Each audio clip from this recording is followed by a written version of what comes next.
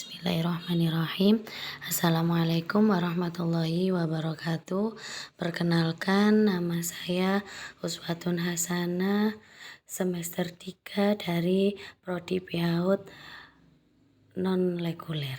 Kami di sini akan mempresentasikan yang berjudul sebuah upaya membangun kesadaran orang tua dalam mendidik anak di dewasa ini. Jadi kami akan mempresentasikan bagaimana cara mendidik anak pada zaman sekarang. Sekarang kita mulai untuk pembahasan. Yang pertama yaitu keluarga. Keluarga merupakan lembaga pendidikan pertama dan utama bagi anak. Jadi keluarga itu adalah pendidikan yang paling utama dan yang pertama kali yang didapat oleh anak. Di dalam keluargalah anak menerima pemenuhan kebutuhan biologis dan psikologis yang menjadi besar bagi pertumbuhan dan perkembangan dirinya. Proses pemenuhan kebutuhan ini sekaligus menjadi bentuk perawatan dan pendidikan yang membentuk pribadi anak agar tumbuh menjadi individu yang baik, berilmu, dan mampu menerapkan nilai-nilai tersebut dalam kehidupan sosialnya. Jadi, keluarga adalah pendidikan yang paling utama dan yang pertama bagi anak, karena keluargalah adalah yang memenuhi kebutuhan biologis dan psikologisnya. Karena proses pemenuhan kebutuhan ini sekaligus menjadi bentuk perawatan dan pendidikan yang membentuk pribadi anak tersebut. Pendidikan keluarga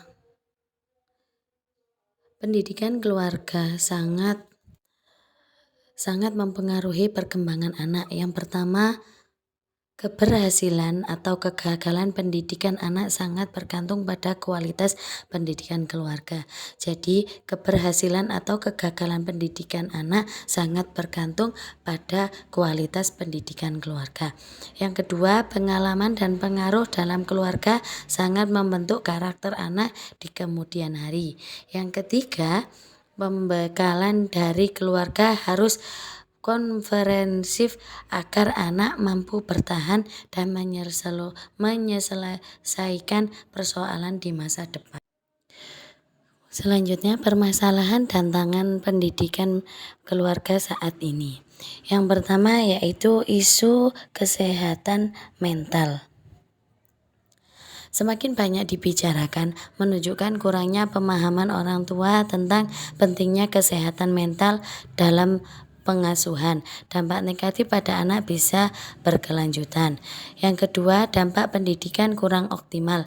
Tindakan negatif seperti bullying, kekerasan seksual, narkoba, hingga tawuran disebabkan oleh pendidikan keluarga yang tidak menyentuh aspek substansial dan eksistensial anak. Yang ketiga, faktor orang tua. Orang tua yang kurang kompeten secara emosional dan sosial cenderung berperilaku tidak wajar, menyebabkan pengalaman negatif yang mengganggu kesehatan mental anak. Apa penyebabnya atau ancaman apa yang tersembunyi dalam pengasuhan modern? Yang pertama yaitu fenomena broken home, menunjukkan hubungan keluarga yang tidak saling melengkapi yang memperburuk kondisi mental anak. Terpenuhinya peran dan fungsi orang tua mengganggu perkembangan anak sehingga tahapan perkembangan tidak terpenuhi optimal.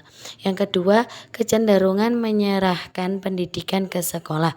Banyak orang tua menyerahkan sepenuhnya pendidikan anak kepada sekolah, padahal sekolah memiliki keterbatasan ruang dan waktu. Yang ketiga, budaya kompetisi berlebihan. Orang tua memaksakan anak untuk selalu unggul dalam mendapatkan nilai tinggi yang sering menimbulkan depresi pada anak. Penting untuk difahami, potensi, bakat, dan minat setiap anak tidak dapat diseragamkan. Jadi, ancaman apa yang tersembunyi dalam pengaruh modern? Yang pertama yaitu broken home. Apa itu broken home? Yaitu kegagalan orang tua dalam membina keluarga. Dampak seperti itu sangat mempengaruhi sangat pada perkembangan anak. Yang kedua yaitu menyerahkan pendidikan sepenuhnya kepada sekolah.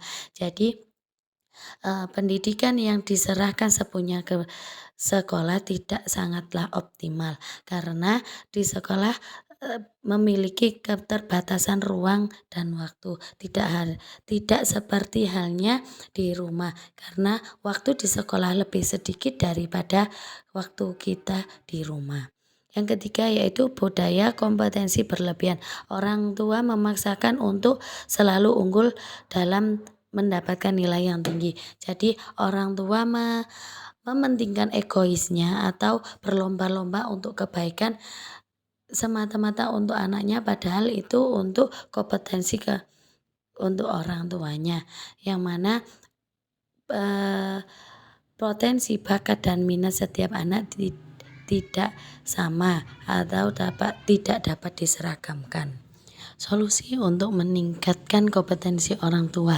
Yang pertama yaitu mengembalikan warna pendidikan keluarga.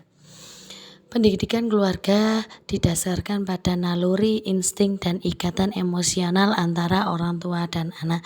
Jadi pendidikan keluarga harus dari naluri dan insting dan ingatan emosional antar orang tua dan anak. Diperlukan konstruksi pola pengasuhan agar sesuai dengan kebutuhan anak masa kini. Kemudian yang kedua yaitu penguasaan ilmu pengetahuan, pedagogik. Yang pertama pedagogik, memahami hakikat anak, tujuan dan manfaat pendidikan untuk membimbing anak menuju kedewasaan. Yang kedua psikologi, memahami aspek mental, emosional dan tahapan perkembangan anak. Belajar dari Erik Erikson, tahapan perkembangan psikososial.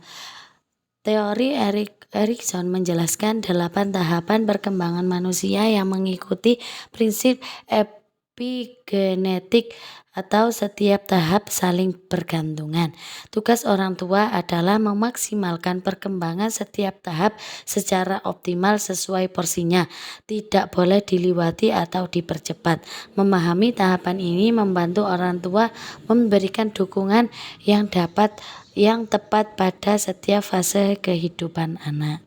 Jadi orang tua harus memaksimalkan perkembangan setiap tahap secara optimal sesuai porsinya. Kalau anak 1 tahun sampai 0 sampai 1 tahun porsinya bagaimana dan selanjutnya. Contoh tahapan awal perkembangan Erikson. Tahap pertama yaitu usia 0 sampai 1 tahun. Terus versus misterius, kebutuhan dasar, kenyamanan, kasih sayang terpenuhi. Anak membangun kepercayaan dan merasa aman. Kegagalan memicu rasa tidak percaya. Jadi tahapan 0 sampai 1 tahun yaitu kebutuhan dasar yang mana isinya adalah kenyamanan dan kasih sayang yang harus terpenuhi oleh anak untuk membangun kepercayaan dan kenyamanan. Apabila kenyamanan dan kasih sayang tidak terpenuhi, maka adanya kegagalan memicu rasa tidak percaya.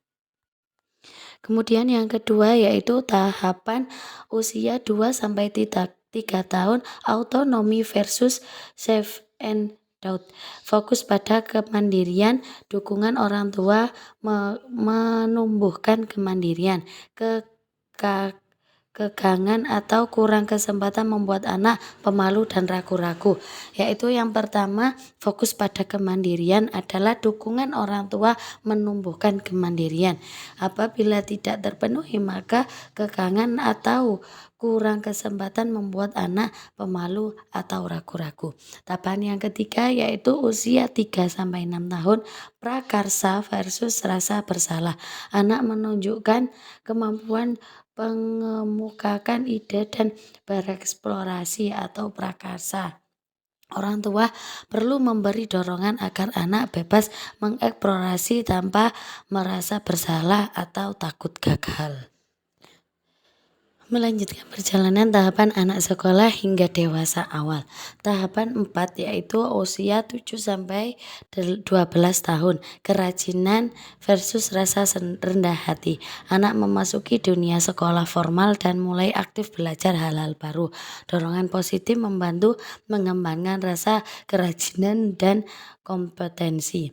2. Tahapan 5.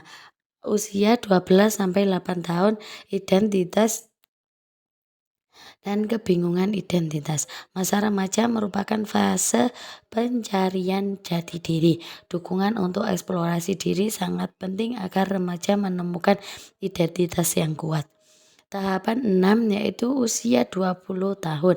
Intimasi versus isolasi. Individu merupakan membangun hubungan dekat dengan orang lain, baik dalam berteman, cinta, maupun kehidupan sosial.